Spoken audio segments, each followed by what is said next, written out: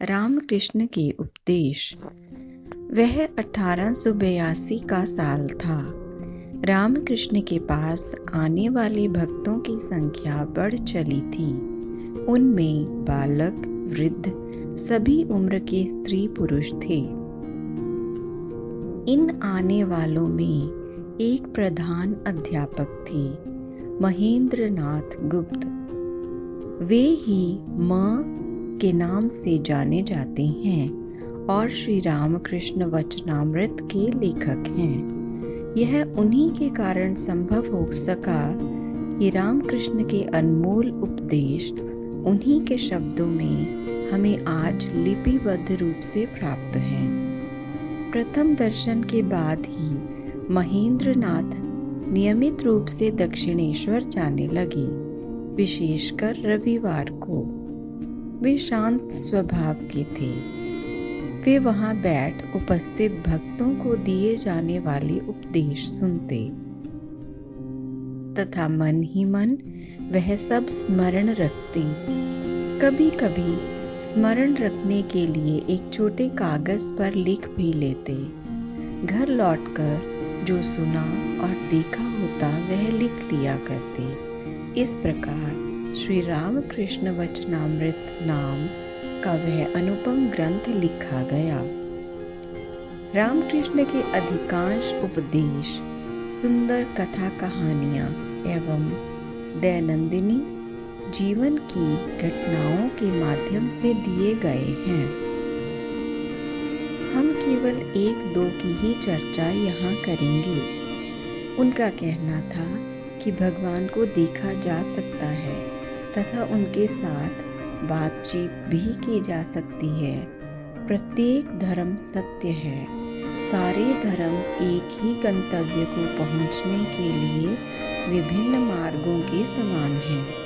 भगवत दर्शन ही गंतव्य है। लोग आपस में इसलिए लड़ते हैं कि वे भगवान के असली स्वरूप को नहीं जानते। ज्यादा से ज्यादा वे भगवान के बस एक ही रूप को देख पाते हैं और मात्र उसी को सच समझते हैं और उसे लेकर कितना झगड़ा फसाद करते हैं।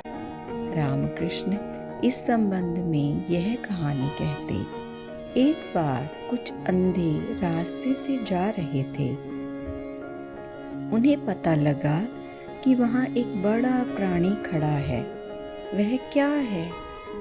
उनमें से एक ने किसी राहगीर से पूछा। उसने उत्तर दिया, वह मंदिर का हाथी है, और अपनी राह चला गया। एक अंधे ने अपने साथियों से कहा, चलो हाथी कैसा है देखें। एक ने हाथी का पैर छुआ और कहा, अरे हाथी तो खंबे जैसा है। दूसरे ने हाथी के कान का स्पर्श किया। वह चिल्लाया, नहीं नहीं, हाथी एक सूपे के जैसा है। तुम लोग कैसे बेवकूफ हो? तीसरा चीख उठा, वह तो एक अजगर के समान है। उसने हाथी की सूंड छू ली थी। तुम सभी लोगों ने गलत समझा है, चौथे अंधे ने जोर से कहा। वह एक बड़े ढोल के समान है। उसने हाथी के पेट को स्पर्श किया था। रामकृष्ण इस कथा के द्वारा बतलाना चाहते हैं कि जिसने भगवान के किसी एक रूप का ही दर्शन किया है, वह इन अंधे लोगों की तरह ही बोलता है। ऐसे लोग कहते हैं कि भगवान को जैसा हमने देखा है बस वही सच है, परंतु असल में भगवान के तो अनंत रूप हैं। कोई उनको पूरी तरह से नहीं समझ सकता। हम ईश्वर को कैसे जानें? रामकृष्ण कहते हैं, भगवान का सतत स्मरण करते रहने से हम उनके पास पहुंच सकते हैं।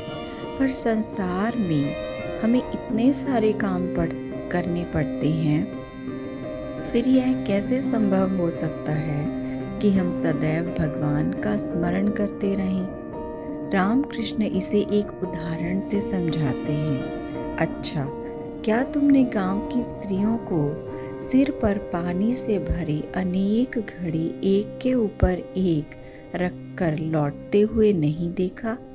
रास्ते में वे एक दूसरे के साथ हंसी ठिठोली भी किया करती जाती हैं।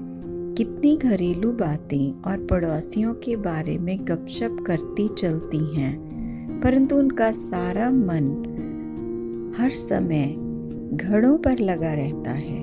इतनी सावधानी हमेशा रखती हैं कि घड़े सिर पर से गिर न पड़े।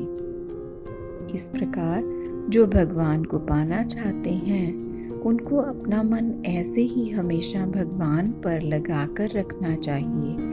अपने उपदेशों को सरस और सरल बनाने के लिए रामकृष्ण ने बहुत सी कथा कहानियों का उपयोग किया है। यह सब पढ़ने में अवश्य ही आनंद मिलेगा।